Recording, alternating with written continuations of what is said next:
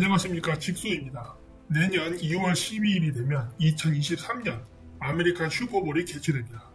우리나라에서는 미식 축구에 대한 인기가 그다지 없지만 미국에서는 올림픽이나 피파보다도 더 많은 인기를 누리고 있습니다.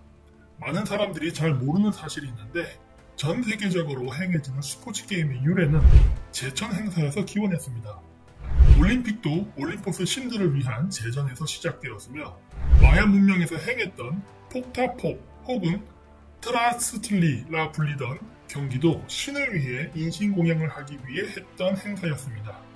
마야인들은 폭타폭을 하면 우주의 별들의 운행이 빨라져서 지상의 인간의 소원을 들어줄 수 있다고 믿었습니다. 그렇다면 슈퍼볼은 어느 신을 위한 제천 행사일까요? 미국이 개신교 국가라 하니까 하나님이나 예수님을 위한 행사일까요? 기독교의 유래가 태양숭배 사상으로부터 왔다는 것을 안다면 맞다고 할 수 있지만 대부분의 사람들은 기독교의 유래를 알지 못하니 분리해서 설명을 하면 슈퍼볼 행사는 루시퍼 신앙과 깊은 관계가 있습니다. 슈퍼볼은 양력으로 2월 중순경에 하는데 이때 행사를 하는 이유는 메시아의 재림을 기원하는 축제로부터 기원했기 때문입니다. 물론 슈퍼볼의 역사가 미국의 역사보다 더 오래되었다는 것은 아닙니다. 슈퍼볼 행사를 하는 날짜가 왜 2월인가에 대한 이유를 설명하는 것이니 오해하지 마시기 바랍니다. 슈퍼볼의 오프닝 행사를 보면 천송강림, 즉 신내림 행사라는 것을 알 수 있습니다. 2020년 슈퍼볼 하프타임 쇼를 보면 비욘세가 공연하는 무대가 여성을 상징하는 기호 모양으로 만들어져 있는 것을 볼 수 있습니다. 그 외에 많은 하얀 불빛들이 있는데 이는 정자와 낭자를 상징합니다. 왜냐하면 제천 행사가 끝나고 나면 경기에 우승한 신체 건장한 남성과 여성 샤먼이 성관계를 하여 아이를 잉태시켰기 때문입니다. 그때 아이에게 들어오는 영혼이 바로 하늘로부터 내려온 신령한 존재, 즉 루시퍼라고 생각을 했습니다. 그래서 이렇게 태어난 아이들은 성장하면 티베트 불교의 달라이라마를 찾는 의식처럼 각종 경기를 해서 남들보다 뛰어난 사람을 찾았으며 최종적으로 선발되는 자가 바로 하늘의 기운을 받아 태어난 반신반인의 지도자라는 생각을 했습니다. 여성을 상징하는 기호는 천문학에서 금성을 상징하는 기호이기도 합니다.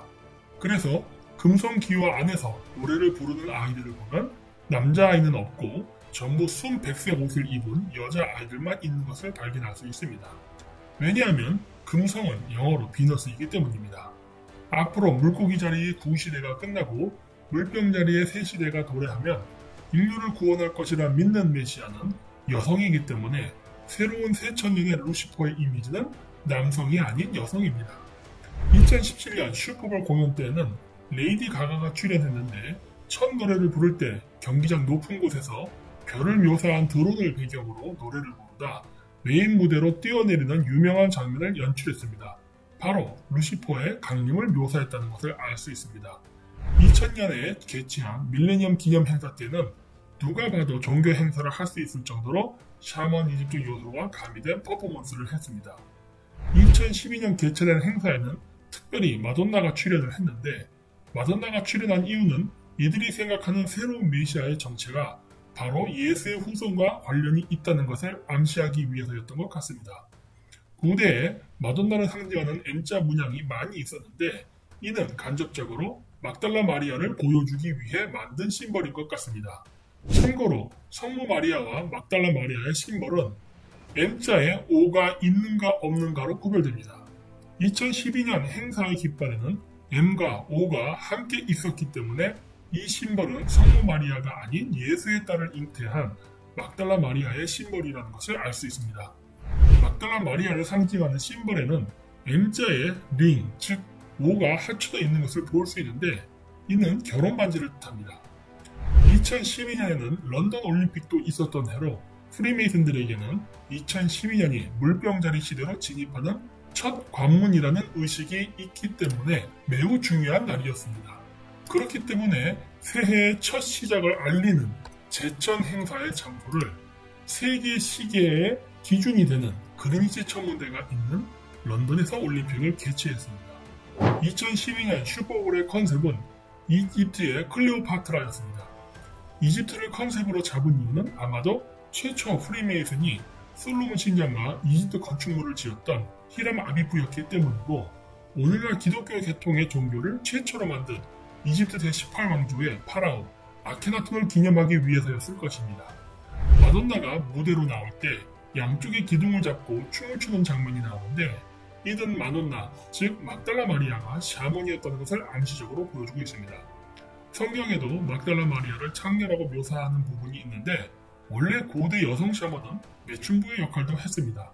그러나 오늘날 우리가 생각하는 매춘부랑은 매우 달라서 이들은 매우 고귀한 신분을 가진 자들이었습니다. 이들은 제천 행사 때마다 하늘로부터 내려오는 신령한 기운을 자궁, 즉 성배에 안고 있는 성녀들로 왕이나 귀족들과의 성관계를 통하여 지상을 다스릴 고귀한 신분의 아이를 낳아주는 역할을 했습니다. 이러한 전통은 신라에도 있었습니다. 여러분들이 예전에 봤던 드라마 선동여왕에 나온 미실이 바로 이 역할을 하던 인물이었습니다. 그래서 한국의 무당이 작두를 타기 위한 내림꽃을 할 때나 유럽의 샤먼들이 종교의식을 할 때 양 기둥 사이에 있는 것은 자신이 태양과 달, 북극성의 기운을 받은 천손이라는 것을 상징적으로 보여줍니다. 그렇다면 왜 슈퍼볼을 2월에 할까요? 그것은 염소자리와 관련이 있습니다. 물고기자리 시대에는 태양이 탄생하는 날이 12월 25일입니다. 왜냐하면 물고기자리 시대의 동지가 되면 태양이 궁수자리랑 떠오르기 때문입니다. 그렇다면 왜 슈퍼볼은 태양 탄생일인 12월이 아니라 2월에 하는 걸까요? 서양인들이 사용하는 점성술은 양자리 시대에 완성되었습니다. 그래서 천문학적으로 북해기선과 남계기선을 말할 때 북해기선은 개자리, 남해기선은 염소자리라고 부릅니다. 남해기선은 북반구가 겨울일 때 태양이 90도로 뜨는 지역을 말합니다. 그래서 흔히 동지선이라고 말합니다. 그러나 오늘날 동지날에는 동지선이 염소자리가 아니라 궁수자리입니다. 그러나 지금도 편의상 남해기선을 염소자리라고 부릅니다. 현재 2월에 하는 슈퍼볼, 즉 제천행사는 바로 지금으로부터 약 4000년 전 양자리 시대 때 행해졌던 태양 숭배 사상과 관련이 있기 때문입니다. 양자리 시대의 동지인 12월에는 태양이 지금처럼 궁수자리랑 뜨지 않고 염소자리랑 떴습니다. 그래서 태양신의 부활에 대한 신화는 염소자리와 관련이 있습니다. 고대 그리스인들은 염소자리의 영역을 아우게이아스의 외양간이라고 불렀습니다. 그리고 태양은 이 마국간에 들어간다고 생각했습니다. 그래서 양자리 시대에 태어나는 새로운 메시아는 12월 25일이 되면 마국간에서 태어난다고 믿었습니다. 예수 탄생 이야기와 똑같지 않나요?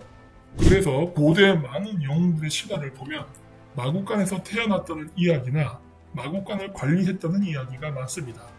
헤라클레스도 아우게이아스의 외양간을 관리하는 일을 했으며 북부의 왕 동명왕도 어린 시절 마국간에서 태어났다고 하며 주몽은 어릴 때부터 마국간에서 일했다고 하며 김씨의 시조인 김일제도 한나라에서 마국간의 일을 했다는 전설이 있습니다. 이는 모두 이들이 천손이라는 것을 의미합니다. 지구의 세차 운동에 의해 지금은 12월에 태양이 염소자리와 뜨지 않고 궁수자리와 뜨고 있지만 당시에 만들어진 전통과 신화는 명맥이 끊기지 않고 지금까지 내려오면서 각종 퍼포먼스의 소재로 활용되고 있는 것입니다. 그럼 앞으로 물병자리 시대에는 어떤 신화가 만들어지게 될까요? 그때는 12월이 되면 태양이 정갈자리랑 뜰 텐데 어떤 신화를 만들어낼지 기대가 됩니다. 감사합니다.